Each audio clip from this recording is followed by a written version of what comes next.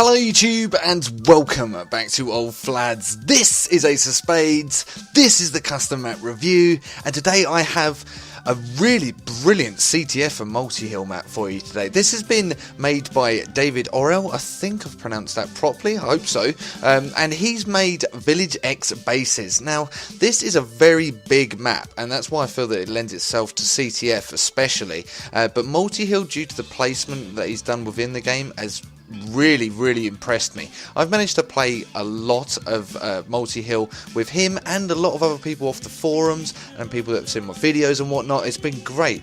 That sort of community interaction is exactly what I want from these sort of videos, and I've been able to play probably a couple of hours across quite a few game modes as well. And now it does specialise, I must say, in the larger games that don't mind having sort of movement in between them, but nonetheless it's a very nicely made and it's a very pretty map as well. So let's move on.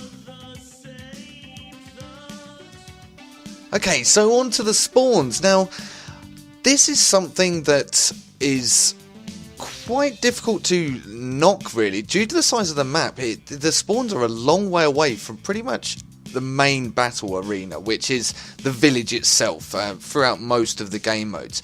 Now with them being so far away, you're not really going to get spawn rate, because as soon as you kill someone and they've got to go back to their spawn, they're a long way away, which means that protection is sort of given simply by the way they are positioned. So I'm pretty happy with those as spawns, especially for CTF. There are ways to get into the enemy spawn without being detected. It's just not very easy. I think that challenge is going to appeal to a lot of the no, I'm not going to say older players, I don't mean age of course, I mean those players that prefer CTF and prefer sort of like the long game. So in that respect the spawns are actually very good.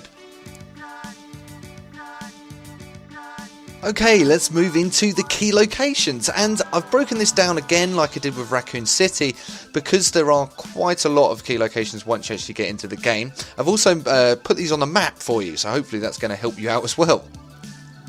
So first up is Castle Peaks. Now Castle Peaks is an area, and these places that I've sort of set out are areas as opposed to sort of just individual little spots. And I've called it the peaks because of the way you can defend it from the blues, because of the sort of hills that lead into it. It's actually a very easily defended point if you are on the blue team, if you've got marksmen working together, but it does lead to some pretty crazy battles because it is a big hill. So next up is Channel Watch. Now Channel Watch gives you the opportunity to look over into what is in multi-hill a little fort, and it does give you the opportunity to pick up some nice kills as a marksman whilst allowing your team to sort of get involved if you like. However, it is worth pointing out, as Cyber Demon is very capably showing you here, that if you are defending that from the green point of view, there are obviously going to be marksmen there and you're going to be able to pick up some very easy kills from that. The clock tower is the main hub area, so everything is sort of going to collide in this area. Some of the hills that are in there are going to provide very chaotic action, but at the same time very fun action. It's a very important area. The clock tower itself offers some great views into both spawns, whilst also being able to defend about 3 or 4 of the multi-hills as well. It's a hugely important area that you really need to get your commandos and miners and marksmen and rocketeers, that's all 4 classes, in and get control of it. If you can control this area, you're going to be in control of the match. Last up of the main places that I want to look at is Lighthouse Hills. Now the hills around the lighthouse provide some excellent awkward sniper cover, and as you can see I just managed to sneak up on that guy there, but they provide the sort of cover where you can pop in and out of range for people, then move round, skirt round, look at a different objective, and they also provide a great overwatch of the green spawn if you are playing from the blue team. It's very worthwhile getting yourself either on top of the lighthouse, as you can see, although the sightlines are limited, but mainly in and amongst the terrain that's on the floor. Gives you some excellent opportunities for kills. Okay, so on to the routes, and the routes are... The routes in this game are pretty obvious. You want to be going pretty much in a straight line. towards whatever objective it is you're going to, and then you've got to utilize the fact that there are buildings and there is terrain. And this is the important thing I want to stress: go straight, and then when you come to the objective, try and get round the sides, because there's so many places that people need to look. Chances are you're actually going to be in a very good position very early on and actually get yourself those kills that are going to get you back these points. Okay, let's move on to the scores, and it's not done too badly actually, considering it is quite a specialised map. For aesthetics, I've given it an 8. Now, I think there could be some extra elements added to it, and a lot of the map is quite open, although it is sort of terrain as opposed to just flat areas. I think it could have done a bit more, so I've given it 8.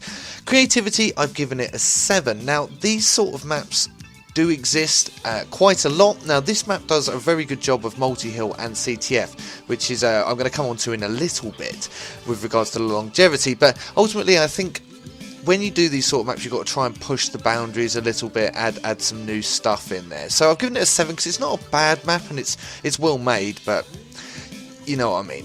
I gave it a 7.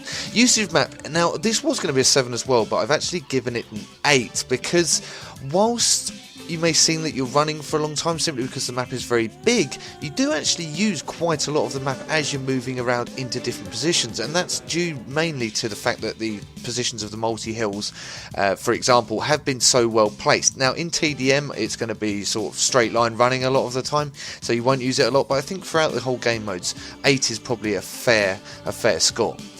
Moving on to game modes as well, it's got all of them there, so 10. That was nice and easy. Longevity. Now, this is something that I don't feel it's worth a 10, and that's not because it's a bad map. It's because of its size. It is far too big for TDM, in my opinion.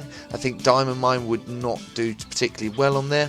VIP would be quite cool, but it would lead to some very long battles. It's quite a long way to run from spawn to spawn, so that might get a bit difficult. However, with multi-hill and CTF, once people get hold of this, then they really are going to enjoy it, and I think that's where, to be honest, once it actually gets into those sort of game modes and people start using it a bit more for that, then you'll find that it will stay around for a long time. So I think 9 is probably a fair score. That takes us on to a total of 42 out of 50. Now, that's a very good score, so you should be very happy with that, David. Thank you very much for making this map and for playing with me as well, because I've really enjoyed that, and I've had some really good games on here, especially in multi-hill. So thank you very much for watching. This has been the Custom Map Review. I've been Old Flads. This has been Village X Bases. Cheers and goodbye.